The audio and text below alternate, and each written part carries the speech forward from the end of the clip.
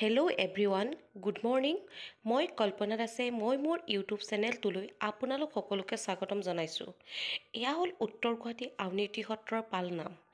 এই পালনাম প্ৰতি বছৰে কাতি মাহৰ 27, 28, 29 তাৰিখে পালন কৰা হয়। এই পালনাম আন পালনামবিলাকতকৈ অলপ ব্যতিক্ৰম।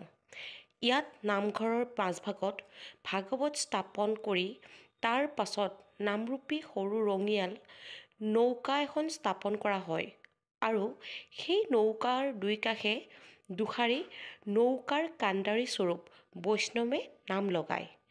ইয়াত তাল বজোৱা নহয় আৰু পদ গোৱাও নহয়, মাত্ৰ নিৰ্দিষ্ট কেইটামান ঘোষাহে দীঘলীয়াকৈ সুৰ লগাই বিৰতিৰ মাজে মাজে গোৱা হয়। উত্তৰ গুৱাহাটী আউনীআটী সত্ৰৰ বিশেষ বৈশিষ্ট্য হৈছে পালনামৰ দ্বিতীয় দিনাখন মাহ প্ৰসাদৰ পৰিৱৰ্তে নিমখ কোমোৰা প্ৰসাদ ৰূপে ৰাইজৰ মাজত বিতৰণ কৰা হয়। এই নিমখ কোমোৰা ৰাইজে কাতি মাহৰ 1 তাৰিখৰ পৰা আৰম্ভ কৰি গোটেই মাহজুৰি সত্ৰৰ নামঘৰত আগবঢ়ায়। পালনামৰ দ্বিতীয় দিনা মহাপ্ৰভুৰ ওচৰত নিবেদন কৰি প্ৰসাদ হিচাপে ৰাইজৰ মাজত বিতৰণ কৰা হয়। বাকী দুদিনত মাহ প্ৰসাদী দিয়া হয়।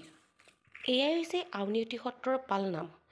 যদি আপোনালোকে মোৰ ভিডিঅ'বোৰ চাই ভাল পায় তেনেহ'লে প্লিজ ছাবস্ক্ৰাইব কৰি দিব। আজিলৈ আহিছোঁ, ধন্যবাদ।